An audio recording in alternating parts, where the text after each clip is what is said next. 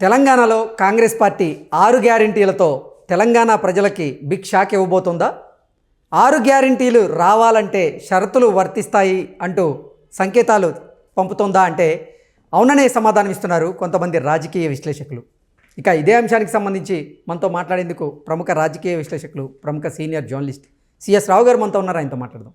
Sir hi sir. Hello Krishna sir, ఎన్నికల ప్రచారంలో భాగంగా కాంగ్రెస్ పార్టీ 6 గ్యారెంటీలతో ప్రజల్లోకి బలంగా వెళ్ళింది. ఇప్పుడు గెలిచాక తెలంగాణ ప్రజలకు 6 గ్యారెంటీలను ఇచ్చేందుకు కాంగ్రెస్ పార్టీ ప్రయత్నం చేస్తుంది. కానీ కొన్ని షరతులు వర్తిస్తాయంటూ కూడా తెలంగాణ ప్రజలకు బిగ్ షాక్ ఇవ్వబోతుంది కాంగ్రెస్ పార్టీ. ఏంటి సార్, తెలంగాణకి అసలు ఏం జరుగుతుంది? ఇప్పుడు ఒకటి ఏంటంటే, మన తెలంగాణలో కొత్త ప్రభుత్వం రేవంత్ రెడ్డి ఆధ్వర్యంలో ఏర్పడిన తర్వాత జరిగినటువంటి పరిణామాలను కనుక ఒకసారి మనం చూస్తే, ఇది సినిమాటిక్గానా లేదా అవగాహన లోపమా లేదా అవగాహనతో చేస్తున్నటువంటి కార్యక్రమాలా అనేది ఒక సందేహం కలుగుతుంది. దానికి కారణం లేకపోలేదు. ఇప్పుడు ఫస్ట్ రోజే ఆయన ప్రమాణ స్వీకారం చేశారు. డిసెంబర్ 7వ తారీఖున ప్రమాణ స్వీకారం చేశారు రేవంత్ రెడ్డి. అదే రోజు అక్కడ కంచెలను తొలగించారు. కంచెలను తొలగించి జ్యోతిరావు పూలే ప్రజాభవన్గా మార్చేస్తామని చెప్పి, ప్రగతి భవన్ని మొత్తం మార్చేస్తామని చెప్పి ఆయన చెప్పడం జరిగింది. సరే, అక్కడ కంచెలు కూల్చినప్పుడు మాకు స్వేచ్ఛా వాయువులు వచ్చినాయి అని చెప్పి ఒక ఫీలింగ్ తోటి కొంచెం అది పాజిటివ్ పాయింట్గానే కనిపించింది. అప్పటి వరకు ముళ్ళ కంచెలు వేసేసుకొని రాచరికంలాగా ఏదో గడీల పాలనలాగా ఉంది. కేసీఆర్ ఎవరిని అక్కడ లోపల రానిచ్చేవాడు కాదు, మంత్రులు సైతం కూడా లోపల రానిచ్చేవాడు కాదు. ఇది ప్రజలు అందరూ రావచ్చు అని చెప్పి చెప్పడంతో పొలోమని చాలామంది ప్రజలు మరుసటి రోజు కల్లా వచ్చి సెల్ఫీలు తీసుకుని అంతా మొత్తం తిరిగి ఎంజాయ్ చేశారు. ఆ తర్వాత ఏం జరిగింది, అక్కడ ఉండేటువంటి బిల్డింగులు అంతకుముందు రాజశేఖర రెడ్డి ఉన్నటువంటి దాన్నేమో ఒకళ్ళకి కేటాయించారు. తర్వాత కేసీఆర్ ఉన్న భవనాన్నేమో డిప్యూటీ సీఎం బట్టి విక్రమార్కి కేటాయిస్తూ ఒకటేమో లైబ్రరీకి ఏదో పెట్టినట్టున్నారు. ఆ భవనాలను అటు పెట్టారు, ఇంకోటేమో ప్రజలు వచ్చి సందర్శించడానికి అటు పెట్టారు. సో తొలి రోజు ఏమన్నాడు రేవంత్ రెడ్డి ముఖ్యమంత్రి హోదాలో, మొత్తం ఎవరైనా సరే ఏ సమస్య ఉన్నా సరే మీరు వచ్చేసేయండి, జ్యోతిరావు పూలే ప్రజాభవన్కి వచ్చేసి మీరు ఏ సమస్యనైనా కానీ మీరు అర్జీల రూపాయలు ఇచ్చేసేయండి అని చెప్పగానే అనేక మంది వచ్చేసారు అక్కడికి. లా అండ్ ఆర్డర్ సిచ్యువేషన్ ఇచ్చింది. సహజంగా ఏం చేయాలి, ఒకవేళ 6 గ్యారెంటీలు ఇవ్వాలనుకుంటే కనుక వాళ్ళు ఇక్కడ రాకుండానే ఇవ్వాలి. రాష్ట్ర వ్యాప్తంగా ఎవరికి ఏ సమస్య ఉన్నా కానీ హైదరాబాద్ రమ్మంటే అది కరెక్ట్ అయినటువంటి పరిపాలన కాదేమో అని ఒక చర్చ వచ్చింది. సో దీంతో ఫస్ట్లోనేమో రేవంత్ రెడ్డి నేనే తీసుకుంటాను అప్లికేషన్స్ అన్నాడు. ఆ తర్వాత ఒకరోజు వచ్చాడు, తీసుకున్నాడు. తర్వాత మంత్రులకు అప్పచెప్పారు, రోజుకు ఒక మంత్రి రాండి అని చెప్పి. ఇప్పుడు మంత్రులు కూడా రావట్లా. సో ఆ అప్లికేషన్స్ ఇవ్వడానికి అక్కడ మారుమూల గ్రామం నుంచి అనేక మంది ఫిజికల్ ఛాలెంజ్డ్ పీపుల్ కానీ అవన్నీ చాలామంది ఇబ్బంది పడ్డారు. సో దాంతో ఏం చేశారు, ఇమీడియట్గా మొత్తం అప్లికేషన్స్ పెట్టుకొని ఎక్కడికక్కడ మేము జిల్లా కేంద్రాల్లో అప్లికేషన్లు పెట్టేసుకోండి అని చెప్పి అప్లికేషన్లు కాల్ఫర్ చేశారు. కాల్ఫర్ చేసి 6వ తారీఖు డెడ్లైన్ పెట్టారు. జనవరి 6వ తారీఖు లోపల మీరు అప్లై చేసుకోండి, దానికి మేము పరిష్కారం చూపిస్తామని చెప్పేసి చెప్పారు. సో దాంతో అప్లికేషన్స్ కాల్ఫర్ చేస్తే అప్లికేషన్లు పెట్టుకోవడానికి ఫాలోమని చెప్పేసి వాళ్ళు పబ్లిక్ అందరూ కూడా రియాక్ట్ అయ్యారు. సో వచ్చినటువంటి అప్లికేషన్లు మనం చూస్తే ప్రజాపాలన దరఖాస్తులు వాటిని ఏ జిల్లాలో ఉన్నాయంటే జిల్లాల వారీగా హైదరాబాద్ జిల్లాలో అత్యధికంగా 13,70,000 వచ్చినాయి. 13,70,000 హైదరాబాద్లోనే వచ్చినాయి. ఆ తర్వాత రంగారెడ్డి జిల్లాకు వచ్చేటప్పటికి 10,20,000 వచ్చినాయి అప్లికేషన్స్. ఇక మేడ్చల్ వచ్చేటప్పటికి 9,20,000 వచ్చినాయి. నల్గొండ వచ్చేటప్పటికి 5,03,000 వచ్చినాయి. నిజామాబాద్ వచ్చేటప్పటికి 5,90,000 వచ్చినాయి, సుమారు 6 లక్షలు. అంటే ఉమ్మడి జిల్లాలు చెప్తున్నాను నేను. తర్వాత ఖమ్మం వచ్చేసేసి 5,50,000 వచ్చినాయి. సంగారెడ్డి వచ్చేటప్పటికి 4,40,000 వచ్చినాయి. సూర్యాపేట ఈ కొత్త జిల్లాలు మళ్ళీ సూర్యాపేట వచ్చేసి 4,20,000 వచ్చినాయి. జగిత్యాల వచ్చేసి 3,90,000 వచ్చినాయి. సిద్దిపేట 3,80,000 వచ్చినాయి. కొత్తగూడెం వచ్చేసి 3,70,000 వచ్చినాయి. కరీంనగర్ వచ్చేసి 3,50,000 వచ్చినాయి. వరంగల్ వచ్చేసి 3,30,000 వచ్చినాయి దరఖాస్తులు. అంటే ఈ లెక్కన మొత్తం 4.5 కోట్ల సుమారుగా ఉన్నారు తెలంగాణలో. ఈ లెక్కను చూసుకుంటే దాదాపు 2 కోట్లు దాటిపోయే అవకాశం ఉంది. అంటే ఎంతమంది పేదలు ఉన్నారు అనేది అర్థం కావట్లేదు. అంటే ప్రజాపాలనలో దరఖాస్తు చేసుకున్న ప్రతి ఒక్కరికి ఈ 6 గ్యారెంటీలు ఇచ్చే దిశగా తెలంగాణలో కాంగ్రెస్ సర్కారు అడుగులు వేస్తోందా? ఖచ్చితంగా అందరికీ ఇవ్వగలదా అంటే ఏం చెప్తారు సార్? ఇప్పుడు ఈ 6 గ్యారెంటీలు తీసుకోవాలంటే ఖచ్చితంగా కొన్ని నామ్స్ పెట్టడం జరిగింది.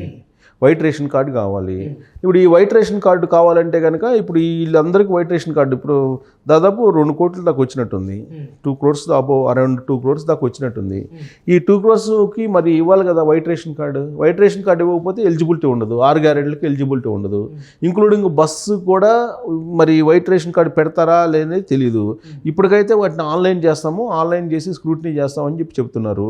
దీంతో పాటు సార్ అసలు తెల్ల రేషన్ కార్డు ఇవ్వాలంటే ఆర్థిక నమూనా ప్రకారంగా ఇస్తారు, ఆర్థిక స్థితిగతిని బట్టి ఇస్తారు. దీంట్లో అప్లై చేసుకునే వాళ్ళు మధ్యతరగతి వాళ్ళు ఉన్నారు, ఎగువ మధ్యతరగతి వాళ్ళు ఉన్నారు, దిగువ మధ్యతరగతి వాళ్ళు ఉన్నారు, పేదలు ఉన్నారు. ఈ నేపథ్యంలో అసలు ఎగువ మధ్యతరగతి వాళ్ళకు కూడా ఈ 6 గ్యారెంటీలు ఈ బియ్యం కార్డు ఇచ్చే అవకాశం ఉందా? ఇప్పుడు దాని నామ్స్ ప్రిపేర్ చేయాలి. నామ్స్ ప్రిపేర్ చేసి దాన్ని బట్టి స్క్రూటినీ చేయాలి. ఎందుకంటే ఈడబ్ల్యూఎస్ రిజర్వేషన్లు నరేంద్ర మోడీ ఇచ్చారు. ఏడాదికి 8 లక్షల ఆదాయం లోపల ఉన్న వాళ్ళందరూ ఎలిజిబుల్ అని చెప్పి ఆయన ఇచ్చాడు. సో ఇప్పుడు వైట్ రేషన్ కార్డు కావాలంటేనేమో దానికి 1,00,000 ఏదో ఉన్నట్టుంది. లోపల ఉండేటువంటి వాళ్ళే నిరుపేదలుగా గుర్తిస్తాము, 1,20,000 కంటే తక్కువ ఆదాయం ఉండేటువంటి వాళ్ళకి మేము ఇస్తామని చెప్పేసి వైట్ రేషన్ కార్డు. ఇప్పుడు ఆ లెక్కన 1,20,000 ఆదాయం తక్కువ ఉన్నటువంటి వాళ్ళు తెలంగాణలో ఎంతమంది ఉంటారు? వేల మంది ఉంటారు తప్పితే లక్షల మంది ఉండరు. ఎందుకంటే తెలంగాణ సంపన్న రాష్ట్రం అని చెప్పి చెబుతున్నారు కదా. ప్లస్ 1 ఎకరా ఉన్నా కానీ 10 కోట్లు ఉన్నట్టే. సంపన్న రాష్ట్రం ఇప్పుడు ఇక్కడ భూముల రేట్లు పెరిగినాయి, అందరూ ఆర్థిక సంపన్నులుగా మారిపోయారు. ప్లస్ హైదరాబాద్ రంగారెడ్డి జిల్లాలోనే హైయెస్ట్ అప్లికేషన్స్ వచ్చినాయి విచిత్రంగా. హైదరాబాద్ రంగారెడ్డిలో ఎక్కువ కాస్ట్ ఉంది. సో ఇప్పుడు అసలు దీనికి నామ్స్ ఏంటి? కొత్త రేషన్ కార్డు మళ్ళీ ఇస్తాం అంటున్నారు. కొత్త రేషన్ కార్డు జారీ చేయాలంటే ఏంటి, దానికి నామ్స్ ఏంటి అనేది ముందు ఫ్రేమ్ చేయాలి.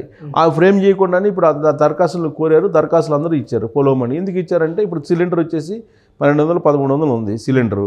500 రూపాయలకి సిలిండర్ ఇస్తానన్నారు. 700 రూపాయలు తగ్గిద్ది, 700 రూపాయలు తగ్గిద్ది. ఇప్పుడు మధ్యతరగతికైనా కానీ అది ఊరటే. సో మధ్యతరగతికి ఇస్తారా ఇవ్వరా సిలిండర్ అనేది ఒకటి. ఇప్పుడు రేవంత్ రెడ్డి ఎన్నికల సందర్భంగా చెప్పింది అందరికీ 500 ఇస్తానన్నాడు. 500కి 500 సిలిండర్ ఇస్తానన్నాడు. అందరికి ఫ్రీ ఉచిత బస్సు ప్రయాణం అన్నారు. ఇప్పుడు షరతులు వర్తిస్తాయంట. మరి షరతులు పెట్టకపోతే ఇప్పుడు ఈ మొత్తానికి ఇస్తే కనుక రాష్ట్ర బడ్జెట్ సరిపోదు. సో కాబట్టి ఇప్పుడు ఈ అప్లికేషన్స్ వచ్చినటువంటి వాటికి కొన్ని షరతులు పెట్టి మొత్తం స్క్రూటినీ చేసేసి వీటికి కొన్ని కట్టడి చేసేటువంటి ప్రయత్నం చేస్తున్నారు. సో ఇదంతా కూడా రేపు రాబోయేటువంటి లోక్సభ ఎన్నికల మీద దీని ప్రభావం పడుతుంది. ఖచ్చితంగా విపక్షాలు దీని ఒక ప్రచారాంశంగా తీసుకొని రేవంత్ రెడ్డి నా అబద్ధాలు చెప్పాడు, చూసారా మీకు 500 సిలిండర్ ఇస్తున్నాడా అని చెప్పి అంటారు. ఖచ్చితంగా ప్రచారం చేస్తారు కదా. ఈ ఫ్రీ బస్సుకు సంబంధించి కూడా కొన్ని కండిషన్స్ పెట్టాలని చెప్పి అనుకుంటున్నారు. సో ఇలాంటి కండిషన్స్ కనుక ఈ 6 గ్యారెంటీలకు పెడితే లోక్సభ ఎన్నికల్లో దీని ప్రభావం పడేటువంటి ప్రమాదం పొంచి ఉంది. దీన్ని ఈ డిస్టర్బెన్స్ని క్యాచ్ చేసుకునేదానికి బీఆర్ఎస్ పార్టీ రెడీగా ఉంది. ఇప్పటికే కేటీఆర్ అలాగే హరీష్ రావు విమర్శలు చేస్తున్నారు. నెల కూడా అలా పట్టుమని కొత్త ప్రభుత్వం ఏర్పడి ఇప్పుడు రేవంత్ రెడ్డి ఫెయిల్యూర్ అనేటువంటి యాంగిల్లో ప్రచారం మొదలైంది సోషల్ మీడియాలో. బీఆర్ఎస్ సోషల్ మీడియా చాలా యాక్టివ్ అయింది ఇప్పుడు. సో ఇప్పుడు ఈ స్క్రూటినీలు ఈ అప్లికేషన్స్ ఇవన్నీ అయిపోయిన తర్వాత అసలు ఆన్లైన్లో ఏం చేస్తారనేది ఒకటి. ఇంకోటి ఏంటంటే సపోజ్ ఇప్పుడు అప్లికేషన్ పెట్టుకోవటానికి ఇది డెడ్లైన్ పెట్టారు జనవరి 6వ తారీఖున. ఫర్దర్గా పెట్టుకోవడానికి అవకాశం ఎప్పుడు ఇస్తారు? ప్రతి 3 నెలలకు ఒకసారి ఏదో ఇస్తామని చెప్తున్నారు. మరి ఇస్తారా ఇవ్వరా? అసలు దాని క్రైటీరియా ఏంటి, మార్గదర్శకాలు ఏంటి, ఇవన్నీ చూడాలి. ఇవన్నీ చూస్తే కానీ మనం చెప్పలేము. అసలు ఈ కండిషన్స్ పెట్టడమే ఒక నెగిటివ్ క్యాంపెయిన్ వెళ్ళేటువంటి అవకాశం ఉంది కాంగ్రెస్ పార్టీ మీద, రేవంత్ రెడ్డి పరిపాలన మీద. ప్రజా పరిపాలన అని ఎన్ని కండిషన్స్ ఆ రోజు ఇచ్చిన హామీలు వైట్ రేషన్ కార్డు ఉన్న వాళ్ళకి ఆయన చెప్పలేదు. అందరికీ అన్నాడు 500 రూపాయలు సిలిండర్ అని చెప్పి. మరి ఎన్ని పెడితే నెగిటివ్ ఇంపాక్ట్ అయితే పడే అవకాశం ఉంది కదా. సో చూడాలి ఏ విధంగా చేస్తారు అనేది. ఓకే, ఏంటి సార్ నిజంగా తెలంగాణ ప్రభుత్వం ఇప్పుడు కొంతమంది తెలంగాణ ప్రజలకి భిక్షాకి ఇచ్చే అవకాశం కనపడుతుందా?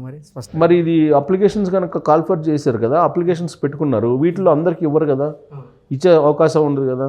సో వాళ్ళందరినీ స్క్రూటినీ చేసేస్తే దీంట్లో సగం మంది కూడా మిగలరు. ఏంది నిరుపేదలే ఎలిజిబుల్ కదా. నిరుపేదలు కాకుండా ఇప్పుడు అందరూ ఎలిజిబుల్ అంటే కుదరదు. ఐటీ రిటర్న్స్ చేసేవాటి ప్రతి వాళ్ళకి ఇప్పుడు ఆధార్ లింక్ ఉంది. ఆధార్ లింక్ పెడితే ఇప్పుడు అప్లికేషన్ కూడా ఫోన్ నెంబర్ ఆధార్ లింక్ ఉంటుంది. లింక్ పెట్టి చూసినప్పుడు నీకు ఐటీ రిటర్న్స్ చేసే ఎలిజిబిలిటీ నీకు ఉన్నప్పుడు నీకు ఫ్రీ బీస్ ఎందుకు? ఉచితాలు అవసరం లేదు కదా, ఉచితాలు ఇవ్వరు. సో కాబట్టి ఇప్పుడు మొత్తానికి ఒక 2 కోట్లు వస్తే ఒక 50 లక్షలు మిగులుతాయి. వీటిల్లో మ్యాక్సిమం మిగిలితే 50 లక్షలు కూడా ఉండవు. అంత పేదరికంలో ఎవరున్నారు ఇప్పుడు తెలంగాణలో? అంత పేదరికంలో ఎవరు లేరనేది గత ప్రభుత్వం చెప్పింది. ఇప్పుడు కూడా ఈ ప్రభుత్వం కాదు కదా, అప్పుడు ప్రభుత్వం అబద్ధం చెప్పిందని చెప్తున్నారు. సో ఇంతమంది అప్లికేషన్స్ పెట్టుకున్నారంటే అంతకుముందు బీఆర్ఎస్ చెప్పినటువంటి సంపన్న రాష్ట్రం అనేది అబద్ధం అనుకోవాలి. 2 కోట్ల మంది పెట్టుకున్నారంటే ఉండేది 4 కోట్ల మంది, 4.5 కోట్ల మంది. ఈ 4.5 కోట్లో 2 కోట్ల మంది అప్లికేషన్ పెట్టుకున్నారంటే 50% దారిద్ర్య రేఖ దిగువ ఉన్నట్టే కదా ఈ అప్లికేషన్స్ అన్ని ఓకే అయితే. అంటే అంతమంది ఉన్నటువంటి బీఆర్ఎస్ పార్టీ కేసీఆర్ చెప్పింది నేను పచ్చి అబద్ధం అని చెప్పి అనుకోవాలి. సో కాబట్టి ఈ స్క్రూటినీ చేస్తే కనుక బిలో పావర్టీ లైన్కి మాత్రమే నేను ఇస్తాను అని చెప్తే కనుక అది 6 గ్యారెంటీలతోటి ఒక షాక్ ఇచ్చినట్టే అవుతుంది చాలామందికి. Okay sir, thank you so much. Thank you.